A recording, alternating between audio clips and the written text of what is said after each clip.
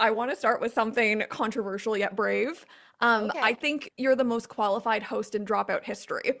Wow. Okay. Wow. All right. Compliments received. Rolling Yeah. around in it. You know, it's a specific skill each of us has. All of the Dropout hosts are wildly talented, but I did put in 12 years of specifically board game content on the internet to get to this point. So truly, I would have had to do something violent if they asked anyone else to host it. I can't imagine another choice. I mean, not only are you the board game connoisseur of the internet, but you have also appeared across, I don't know who holds the title for most appearances on Dropout properties, plural, but you're definitely on that list as well. Yeah, with that we're in rotation. There's Yeah. a yeah, I'm in with good company. Totally. When they approached you with this, was it a no-brainer as much as maybe it feels on the audience side of it, or what was your reaction to Parlor Room? I actually presented a pitch document to them, and I had an insider that kind of told me they were considering a board game show and that they should hint hint you should give us your pitch. And it went from there. And I'm so grateful that I also got to be an EP on it. So I got to shape the creative direction of the production design and choose the games and the guests and stuff like that, which I've been doing that as well on the producing end for a long time. So I felt really comfortable in that role and but just so grateful to be able to elevate it to an insane level because Dropout does nothing by half measures. Absolutely. Well, that explains why it feels like the perfect melting pot of creativity and like the tone that we know of you. It also does something extremely well that the internet's been fighting a lot about, which is explaining board games with ease in a way that people can immediately understand what's going on. That's a skill that obviously you've been doing for as long as you've been doing this content on the internet, but I feel like people more and more are getting frustrated with maybe how complicated board games are to get or how complicated it is trying to get your friends invested. What was that line like for you having these tables of people that you do? I mean, like, all right, guys, we got to listen up. Like, we have to understand how to do this. I told them the joke on set was, I'm going to read these rules and your eyes will glaze over, and that's fine. We already had a rehearsal. You know what you're doing. All you need to do is what you do on your turn. I find that people have different methods of learning board games for different types of learners.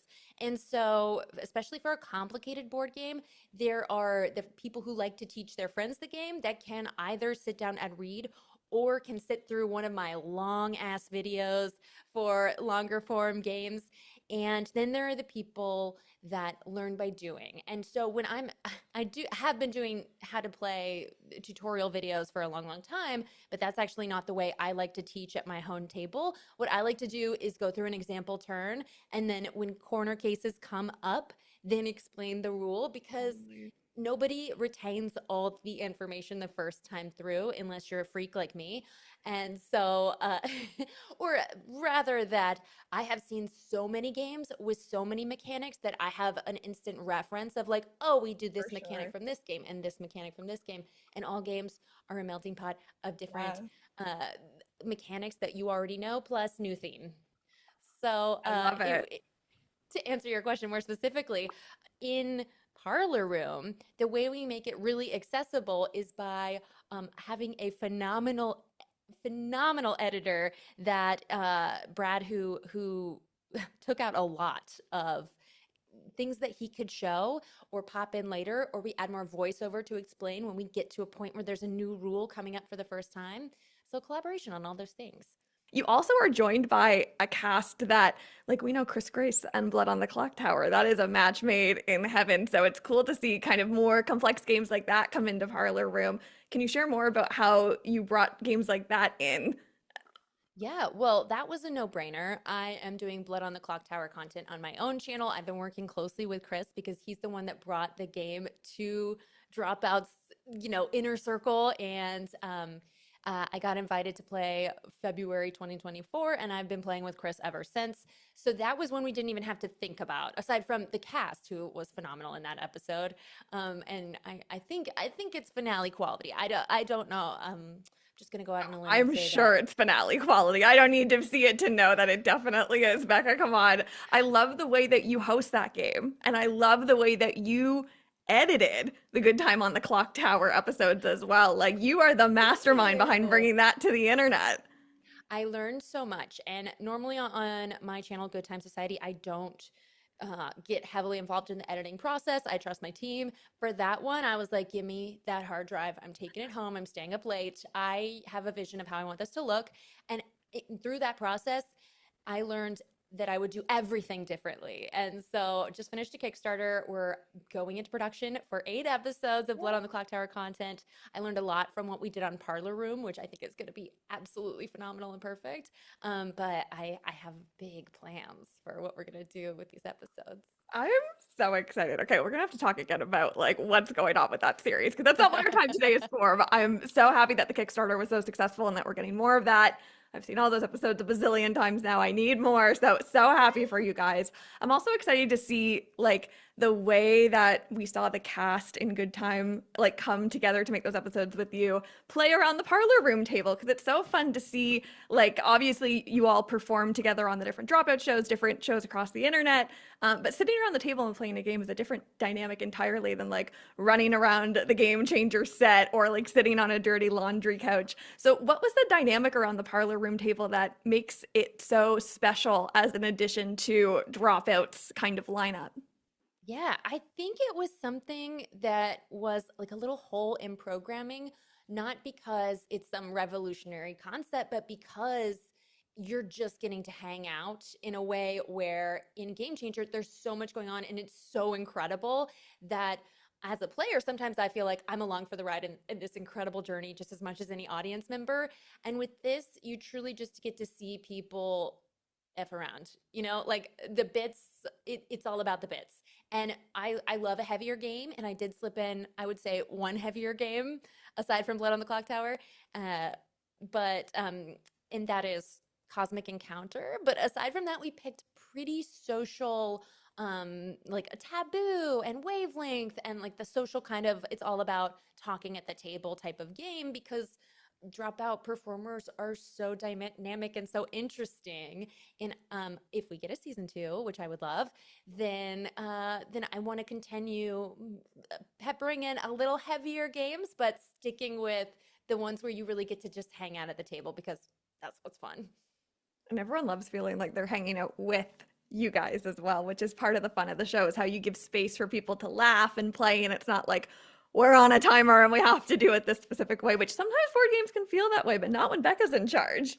That is so nice that you think that because I am that uh, soldier at the table, the drill sergeant that's like, timer went off, your turn, because you gotta wrangle with herd those cats gently, because they are having so much fun. But we gotta make our day. We're trying to shoot 2 episodes a day, sometimes 3, and so I'm the one taking the wrap it up from off Totally. stage, and the threading the needle is doing that while not stepping on the fun of the people who are just being their wonderful selves and being Totally. ridiculous.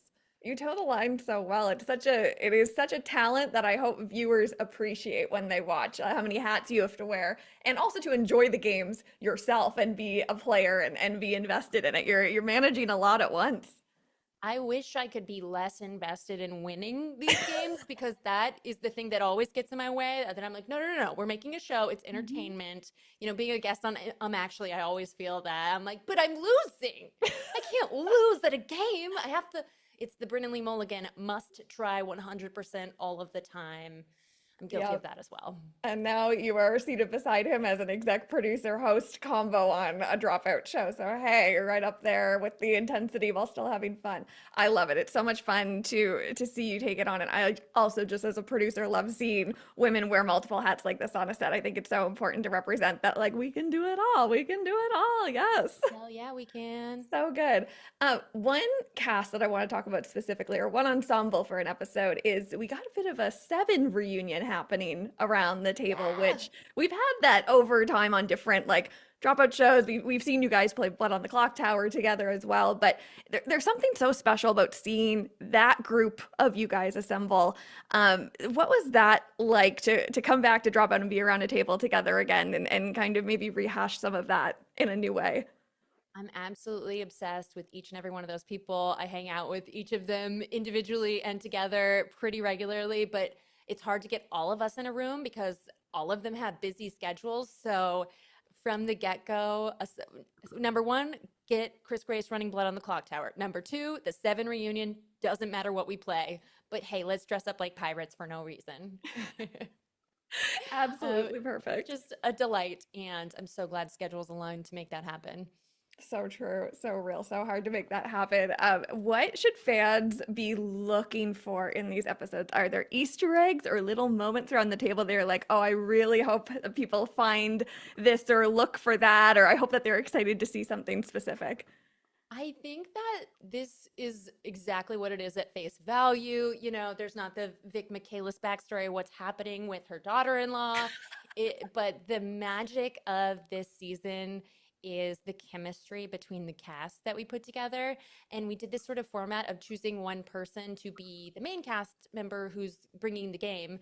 And you know, we help to pick games because there's so many to Totally. choose from, but making sure that we base the vibe around that person's vibe. And I think that way of approaching casting, every table felt just electric with vibes. And so I'm really excited. In particular, Cash and Guns, Yeah. Yeah. this That's the one I'm looking episode. forward to. I mean, all of them were phenomenal, but that one I was like, I'm so honored to be invited into your crazy Saturday night friend group insanity. This is no one plays games like this. What are you doing with Pazza Noche, Lou? I don't Oh even my know where to God. begin. Oh, I'm so excited to see it. Congratulations on such a cool, well, a cool show premiering, but such a good season to add to Drop It's lineup. I'm so excited to watch, so excited for everyone to see it. I Thank you hope so there's much, no Liz. more banana surprise. Not again. I can't It do was another good. banana It was surprise. actually really good. It was actually delicious. Mix your banana with orange juice. You'll never be sad.